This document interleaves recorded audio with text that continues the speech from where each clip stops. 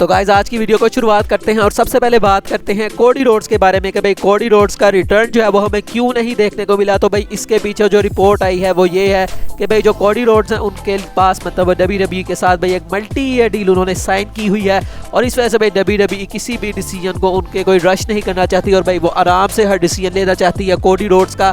तो पहले भाई जो प्लान्स थे कि उनको आज की मंडे नाइट रॉ में ले जाया जाएगा, अब वो नहीं ले जाया गया।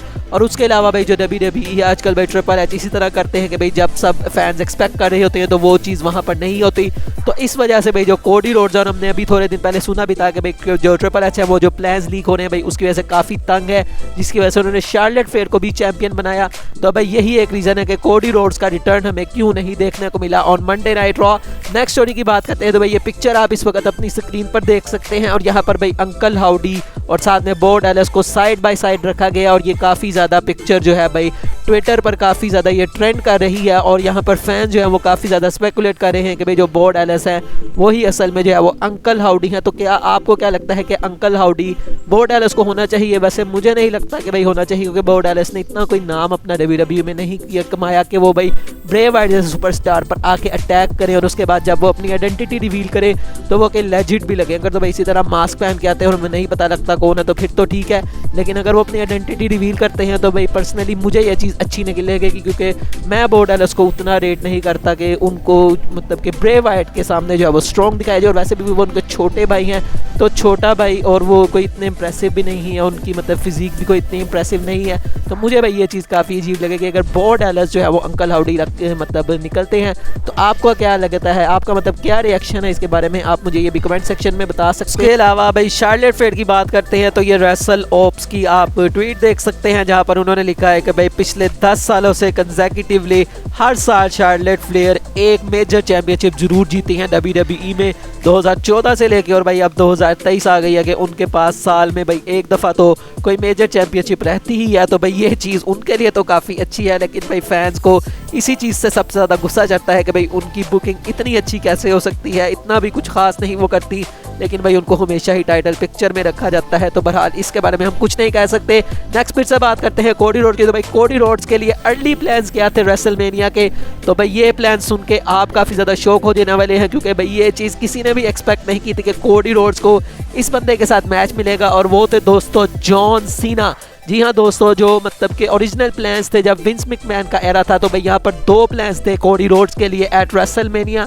पहला प्लान जो कि हम सब जानते हैं कि भाई WWE टाइटल या यूनिवर्सल चैंपियनशिप के लिए उनको कम्पीट कराया जाता और तब क्योंकि जो रॉ और स्मैकडाउन है वो अलग अलग थी मतलब कि उनके आने से पहले, तो यहाँ पर तब तो उनको WWE टाइटल के लिए जो है वो कंसीडर किया जा रहा था और उसके अलावा जॉन सीना के खिलाफ भी उनको एक मैच के अंदर डालने के पूरे प्लान्स थे। तो काफ़ी भाई ये मेजर प्लान थे कोडी रोड्स के लिए, लेकिन हमें पता है उसके बाद ट्रिपल एच आ गए तो इस प्लान को अब जो है वो स्क्रैप कर दिया गया है।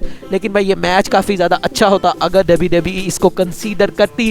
बात करते हैं दोस्तों अब हम ऊसोस की। तो भाई रेसल ओपीएस की आप एक और ट्वीट देख सकते हैं जहाँ पे उन्होंने लिखा है one of the best and most beautiful moments of the entire year. भाई यहाँ पर जब मतलब सैमी ज़ेन और जे ऊसो आपस में हक कर रहे होते हैं और इस पर भाई ऊसोस का जो है वो मतलब कि रिप्लाई भी आता है और यहाँ पर उन्होंने ब्लड वाला ड्रॉप बनाया है, मतलब उन्होंने ब्लड लाइन वाला सिंबल यहाँ पर लगाया है। तो भाई अब वो लोग इनको सैमी ज़ेन को फाइनली भाई अपनी ब्लड लाइन में कंसीडर करने लग गए हैं। कब तक करते हैं और किस तरह से होता है इनका ब्रेकअप वो देखना काफ़ी मज़ेदार रहेगा। बात करते हैं दोस्तों अब रोमन रेंज की।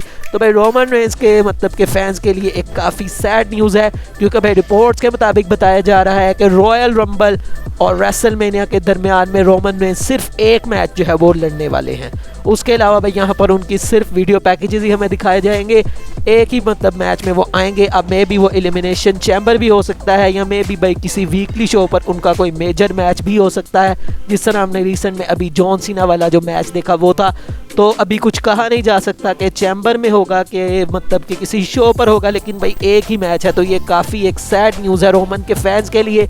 बात करते हैं दोस्तों अब हम साशा बैंक्स की। तो साशा बैंक्स हमें पता है कि भाई NJPW में उन्होंने साइन कर लिया है और 4 जनवरी जो कि भाई यहाँ पर आज ही है। तो यहाँ पर मतलब कि वो इवेंट भी होने वाला है जहाँ पर साशा बैंक्स जो है वो कम्पीट करेंगी।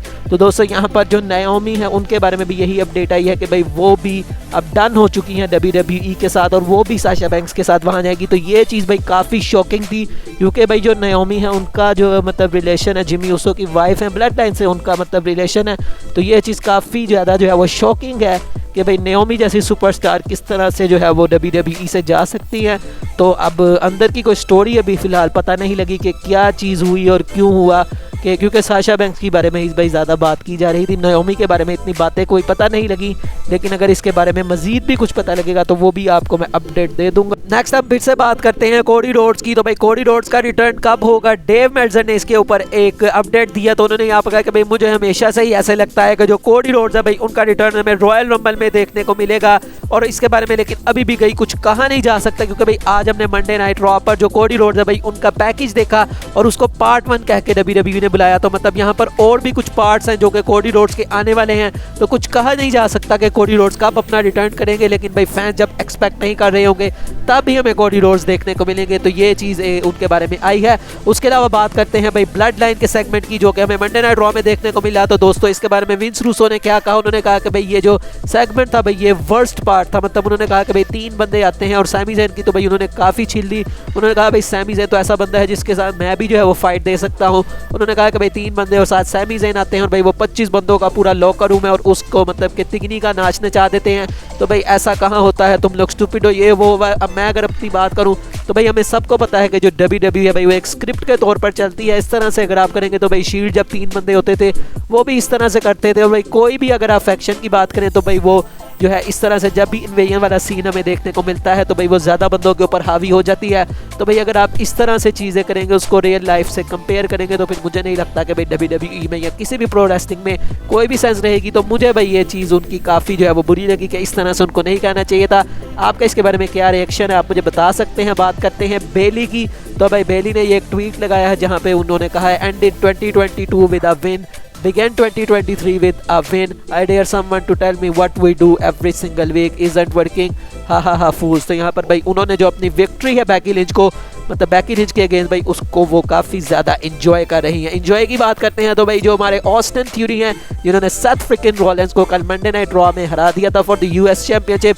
तो दोस्तों मंडे नाइट रॉ के बाद उनका जो मतलब इंटरव्यू होता है यहाँ पर भाई उन्होंने कहा कि भाई जो सेथ फ्रिकिन रॉलेंस है उसको आज मैंने उसकी लिमिट भाई दिखा दी और अब भाई वो जो है वो पास्ट है और मैं जो है अब फ्यूचर हूँ और तुम लोग मिस्टर ऑल डे जो है उसको देख रहे हो। मतलब उन्होंने अब अपने आप को मिस्टर ऑलवेज जो मिस्टर ऑल डे जो है वो कह दिया और उन्होंने सबको भाई वार्निंग भी दे दी है कि जो भी भाई स्टेप अप करना चाहता है वो आ सकता है। तो भाई मैं जो है वो सबको 8 डाउन कर दूंगा। तो यहाँ पर भाई काफ़ी ज़्यादा कॉन्फिडेंट है। उसके अलावा भाई ये पिक्चर भी आप देख सकते हैं जहाँ पर भाई जो ऑस्टिन थ्यूरी हैं उन्होंने मतलब सेथ फ्रिकिन रॉलेंस की पिक्चर है और यहाँ पर उन्होंने उनके माथे पे पास्ट लिखा है। तो भाई यहाँ से फुल ट्रोलिंग वाला सीन चल रहा है यहाँ पर ऑस्टिन थ्यूरी का और भाई इसको देखने में भी मज़ा आ रहा है। आज की फाइनल स्टोरी की तरफ बढ़ते हैं और भाई सेथ रॉलेंस के बारे में एक काफ़ी जो है वो सैड न्यूज़ आई है। तो दोस्तों हमने कल मंडे नाइट रॉ में देखा था कि भाई उनकी जो नी है वो काफ़ी ज़्यादा प्रॉब्लम उनको कर रही थी।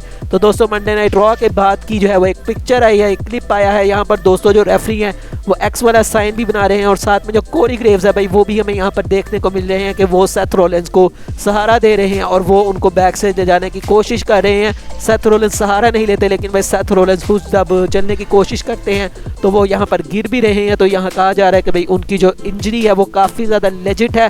अब इसके बारे में कोई फर्दर डिटेल्स नहीं आई कि भाई वो कितनी देर तक हमें आउट ऑफ मतलब के एक्शन दिखाई दे सकते हैं या देंगे भी या नहीं देंगे। लेकिन भाई जो इंजरी है वो जो है वो सीरियस है। मतलब उनको वाकई में एक लेजिट इंजरी हो गई थी मैच के दौरान। तो भाई ये एक काफ़ी सैड चीज़ है क्योंकि भाई रॉयल रंबल का सीज़न है और रेसलमेनिया आने वाली है। तो भाई ऐसे सीज़न में किसी का भी इंजर होना अच्छा नहीं है। मतलब एजे स्टाइल्स भी इंजर हो चुके हैं।